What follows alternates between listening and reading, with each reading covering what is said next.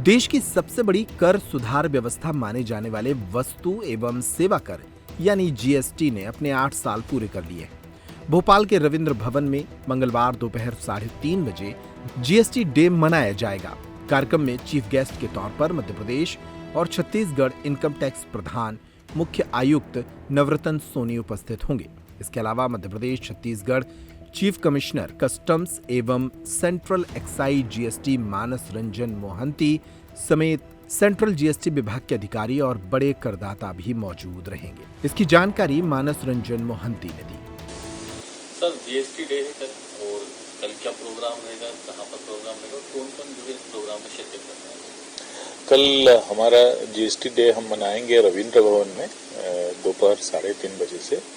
और जो हमारे चीफ गेस्ट हैं सोनी साहब, principal chief commissioner of income tax रहेंगे और उसमें फीकी के और ट्रेड बॉडीज के मेंबर रहेंगे, करदाता, बड़े करदाता रहेंगे और ऑफिसर्स होंगे। सर, कल क्या बातचीत रहेगी और क्या किस बारे में जो है? ये तो कल तो बेसिकली सेलिब्रेशन है कि हम 8 साल पूरा कर रहे हैं।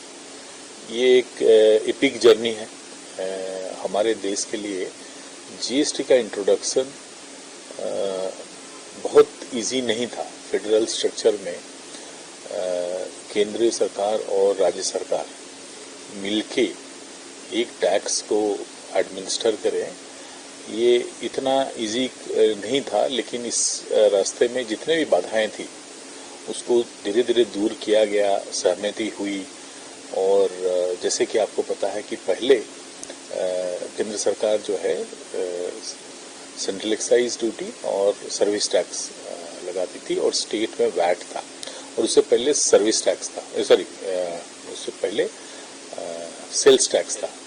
और जो inter state movement of goods था उसके लिए सेंट्रल सेल्स टैक्स था, जो कि जिसकी टैक्स की क्रेडिट नहीं मिल पाती थी।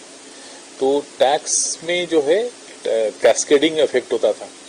तो जीएसटी आने से एक तो बहुत सारे एक्ट के बदले में एक एक्ट हुआ, बहुत सारे सेस एक्ट भी खत्म हो गए जो जीएसटी में मर्ज हो गए। और क्रेडिट चेन जो है अक्रॉस स्टेट्स, इंडिया की कश्मीर से कन्याकुमारी तक कहीं भी जब गुड्स और सर्विसेज की सप्लाई होती है तो क्रेडिट चेन जो है अनइंटरप्टेड है। ये ऐतिहासिक है। तो 8 साल की जर्नी हमने पूरा किया है। इसी में हम लोगों को देखना है कि हमने क्या अच्छा काम किया और क्या आगे करना है हमको। सर, 8 साल में कोई चुनौती भी रही या उन चुनौती पार? बहुत चुनौती रही, बहुत चुनौती रही, क्योंकि एक तो ये एक टैक्स सिस्टम डिजाइन किया था कि जो टेक्नोलॉजी प्लेटफॉर्म बेस्ड था। इसमें बहुत कम काम जो है वो मैनुअल होता है, क्योंकि मेजॉरिटी जो काम है वो GSTN, goods and service tax network पे होता है।